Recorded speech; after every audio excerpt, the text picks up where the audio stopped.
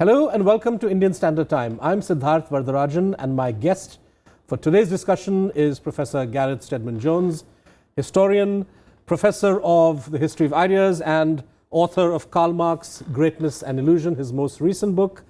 Impressive, not just in terms of its size, but I dare say in terms of the kind of intellectual history that Professor Jones you have attempted to draw out. Welcome to the show. It's great to have you. Thank you very much.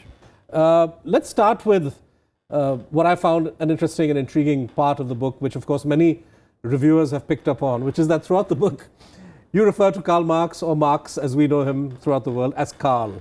Oh yes. Now this may seem like a small matter, but I think there is an important process of recovery perhaps that yes. This naming is meant to signify. Would you tell us a little bit about that and why you came to write this book in the first place? Yes, well, the aim of that really is to strip away the hagiography which has surrounded him, the idea of this very bearded, prophet-like figure with immutable ideas which direct movements and so on. What I wanted to do was to get back to the 19th century, to when he actually lived, to the problems he was actually trying to deal with, to judge him not just as we might judge him, but as contemporaries might have judged him, and to put him in his own 19th century context before something like Marxism was invented. Right, but oh, I'm sorry, and so that's why I decided to call him Karl rather than Marx, because I wanted to defamiliarize readers who were expecting to find this formidable bearded figure confronting them in the book. Right. The idea that Marxism, the way we know it today, or even the different forms and mutations that it's been through over the last 100, 150 years, was a post-Marx phenomenon. That idea itself is not new. Many people have, over the years, critiqued, both critics and supporters or admirers of Karl Marx have spent a lot of time discussing the intellectual evolution of Marxism as a philosophy, as a doctrine, as an ideology of states.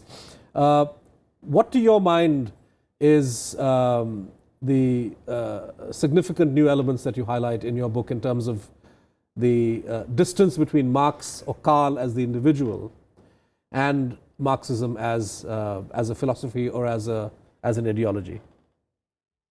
Well, one of the things I wanted to begin by questioning, and I'm not the first person to do it, but perhaps in a different way, is the official story of how Marx and Marxism gets formed, which originates in various essays that Friedrich Engels wrote in the 1880s. And he was insistent that what Marx constructed was what he called the materialist conception of history. What I wanted to show was that actually if you look at the early formation of Marx and you compare it with Engels, you find that they're two very different theorists, or people coming from two very different areas. Marx was a university graduate, a lawyer, a classicist, and he was very much a follower of Hegel. Engels, although he was bowled over by one or two of the ideas which he finds in the young Hegelians, basically didn't receive a university education. He received a merchant's education, and I think his formative intellectual and political experiences occur in England. He was sent by his father, who was a cotton entrepreneur, to Manchester for 2 years, and it's there that he meets local socialists, or Owenites as they were at the time, and Chartists, those wanting to extend the franchise. What those people believe, the Owenites that is, and indeed most of the socialist movements of the time, in the 1840s we're talking about, was that man was a natural being, he pursued pleasure and he avoided pain. in other words, a rather passive creature of nature, and that if you wanted to improve mankind, you improved the environment in which he lived. Marx, on the other hand, I wanted to stress, derives his distinctiveness really from idealism. It's that man, in the 1844 manuscripts, he says that man makes himself, that man is not just a product of nature. Of course, he is a product of nature, but he is a product of history above all. And why is that? Because, as the idealists from Kant onwards say, man has the ability to resist his natural inclinations, to reason things out, and to act according to his will, according to reason. And that's why, in the 1840s, he has a much more positive idea about what a labour movement can do. It can actually impress itself on history, not simply be a collection of those who suffer, as most socialists at the time thought. In seeing a difference between Marx and Engels, or in seeing a great distance between Marx's ideas, say at the time that he died, and the way Marxism as a doctrine or as an ideology evolved, might we not be guilty of ignoring the fact that Marx himself evolved in his lifetime, and that if one is not a supporter or sympathizer of Marxism the way it is today, it's much easier to relate to the earlier Marx, to the economic and philosophic manuscripts, as you say, in 1844, than to the more scientific, quote unquote, manner in which his thought evolved, his own sense of the idea of progression of history along a certain path. So are we then not running the risk of ignoring the fact that Marx himself evolved from a more warm, cuddly humanist philosophy into something that was more rigid, perhaps, more centered around class struggle and ideas of, which find resonance in 20th century politics, but perhaps didn't evolve in a way that relate all that easily to Marx? Is there a danger of reading things in that way? Well, in the book, as I hope I show, Marx, of course, evolves, and he collaborates with Engels over various issues. But I want to argue that he remains distinctively different from Engels. And one of the ways in which you can see this, if you like, is what happens from the 1860s and 70s. Whereas Engels is already wanting to relate Marx very much to Darwin, to sciences of nature, and the historical path being predetermined in some sense, Marx is rather resistant to Darwin, but also, more interestingly, after his first real attempt at a critique of political economy, which we call the Grundrisse, written in the 1850s, when he tries to work out his theory not just of production, but also of circulation, of the world market and so on, what he finds is, and I'm shortening a complicated discussion, is that there is no final crisis of capitalism. There are situations in which a combination of circumstances might produce a situation where, as he says in German, capitalism might be erschüttert, that is, shaken. Engels, it's interesting to say, edits these unpublished parts of Capital in the 1880s and 90s, and he crosses out erschüttert, shaken, and puts zusammengebracht, i.e. capitalism collapses. So why does this take off? Because in the 1870s, the first great social democratic party was that in Germany, of course, and it was in a very curious position because under Bismarck, it could do very, very little. And indeed, if it tried to go for its original program, which was to form a democratic state, they'd all end up in jail. So what they do is, in a sense, thanks to Engels, they're able to say, well, they're not going to bring capitalism down, capitalism's going to bring itself down. That there are inherent contradictions in the system, and all we're going to do is pick up the pieces afterwards when capitalism falls. Now, if we look at Marx, of course, was alive some of this time, so what did he think about that? Well, in the 1870s, he is, of course, circumspect in what he says, and this is a more personal thing, because, of course, he and his family are totally dependent on Engels for their livelihood. Right. So it's an awkward situation, as you can imagine. Mrs. Marx, in particular, feels very, she feels it's undignified to be dependent in this way. Marx himself, it emerges after his death, hadn't shown Engels any of his writings for the last 7 or 8 years before he died, and clearly he didn't talk very much about it either to Engels. So when Engels finds after his death in 1883 that finds the pile of paper which he's got to go through and what's Marx been doing, Engels thinks... From which Volume 3 and yes, Theory of Surplus Value and lots of other books this is out. another important thing, is that the original plan was that the volume on production and circulation in 2 volumes was going to come out at the same time in 1867. But he couldn't actually finish the second volume, and eventually it remains unpublished even at his death, so it's up to Engels. Now, just to explain there, I think this is important because what I want to say about Marx is that he's important today, I think, for 3 things. Firstly, that I think his description of the volatility, the energy of capitalism still stands. There's still what he says in the Communist Manifesto, I think still could be written today about what capitalism does. The second thing, I think, is that the interesting thing about Marx, much more than Engels, is he starts from the critique of religion. The young Hegelian movement, of which he was part in Prussia, is criticizing, first of all, the Bible, of course, and what its historical roots are, but even when you get to Feuerbach, religion itself. He thinks religion is following Feuerbach.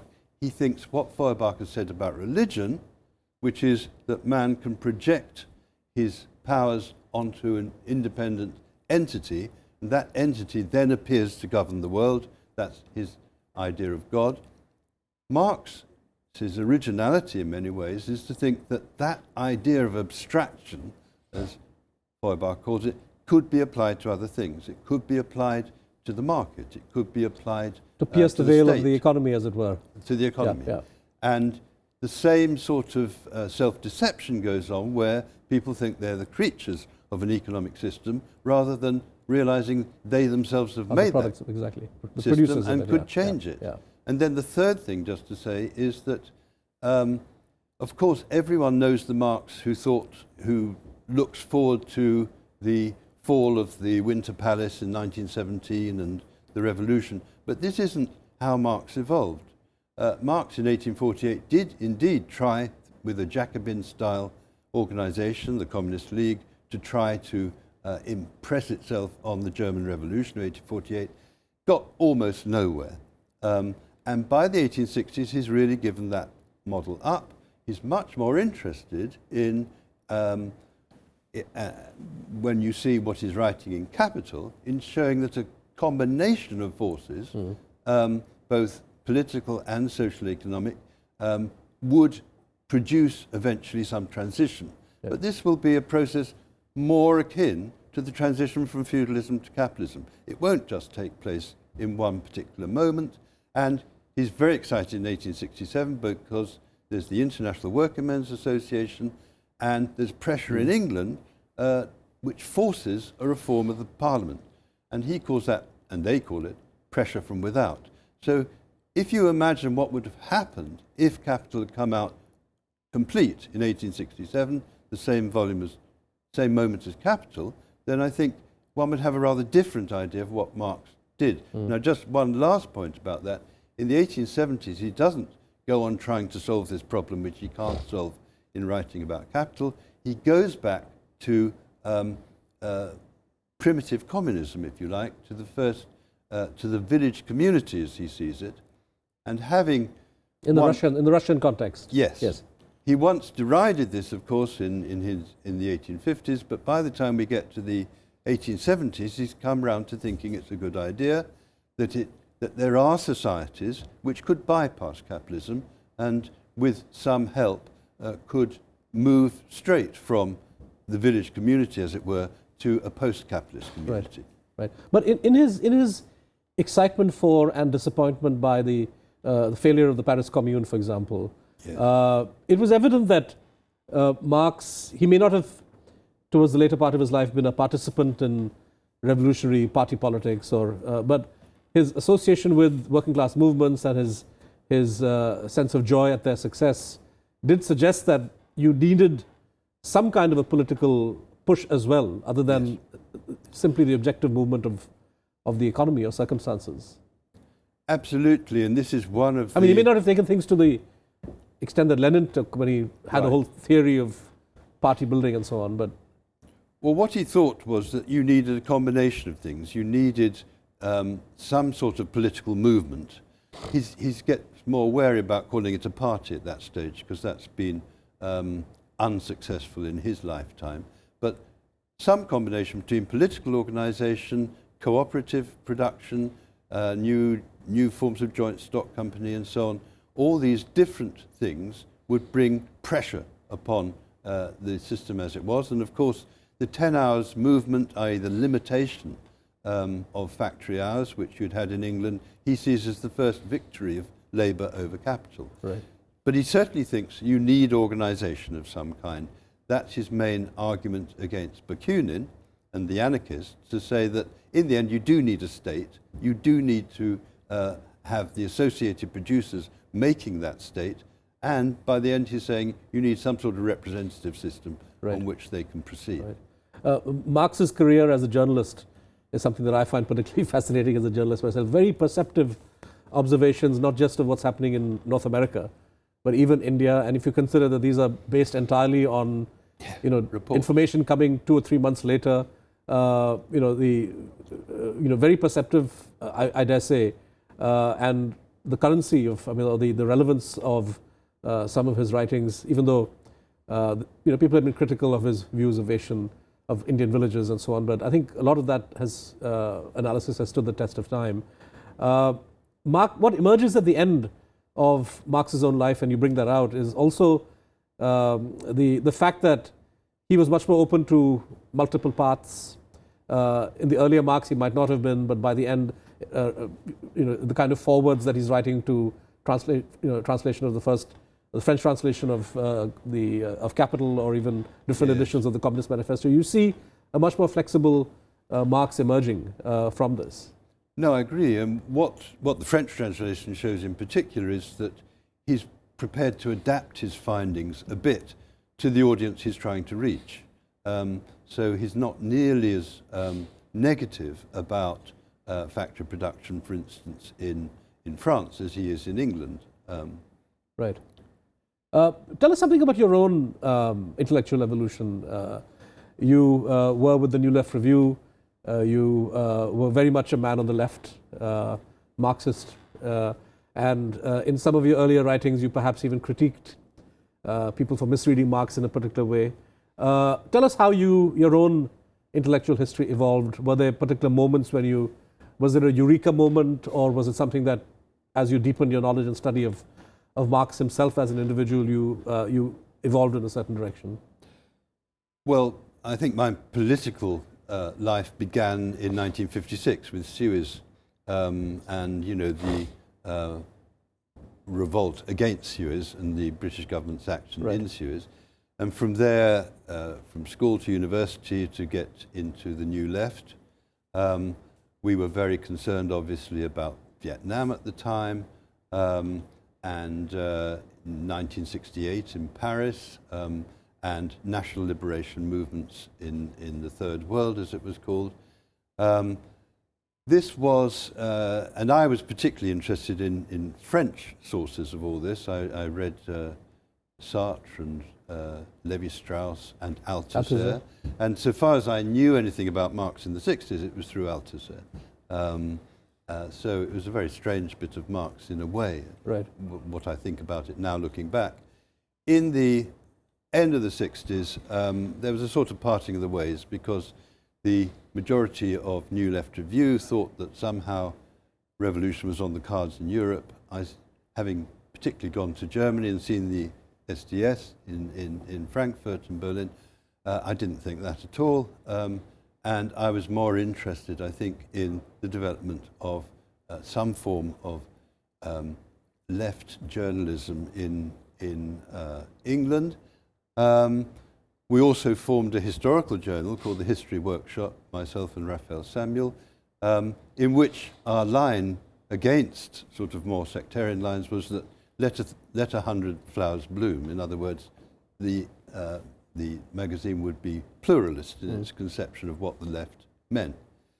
And from there I became more and more, well, that's the first time I actually started reading some Marx.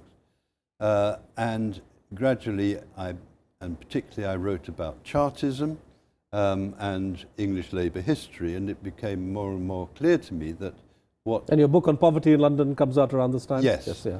1971, right. Outcast London. And that was all about something which now, sadly, has become more timely again, which is about casual labour. When I... But a book very much in the Engels tradition, in terms of I suppose it is. Very thick description of... Thick description of what London was like, yes. But now, of course, casual labour is very widespread again in London and other major cities in I think they have a term now, the precariat, yes, in some senses, right. exactly. So that's all a bit sad, I must say, to see. What I did come to the conclusion as I wrote about Chartism and investigated some of the sources, not just Engels, but other observers in the 1840s and so on, is the all-importance of language.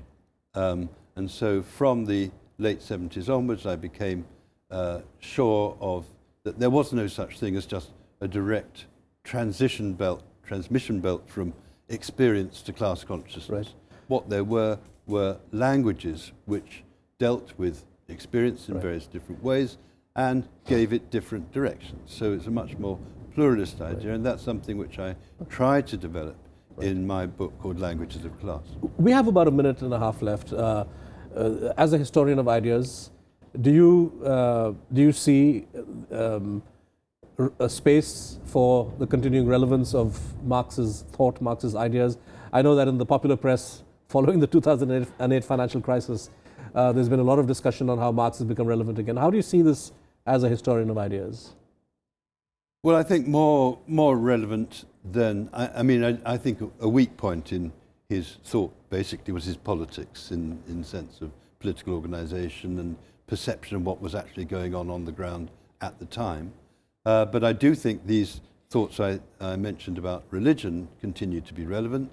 I think the idea of capitalism being this force which is both subverts situations as well as creates them and is subversive of hierarchies of various kinds, means that we can never write capitalism off, and we have to work to control it rather than the attempt to abolish it, because the 20th century showed that, if you try to abolish it and produce something else, the likelihood is it will be something worse. Right. So in that sense, I'm a sort of left reformist, if you like. Right. And you're not an economist, but in terms of his critique of political economy, the relevance of that, elements of that at any rate? Well, I think he produces various parts of a theory of crisis which can still be relevant, but I don't think he's got much relevant to say about, for instance, the crisis we're facing now. I mean, he thought that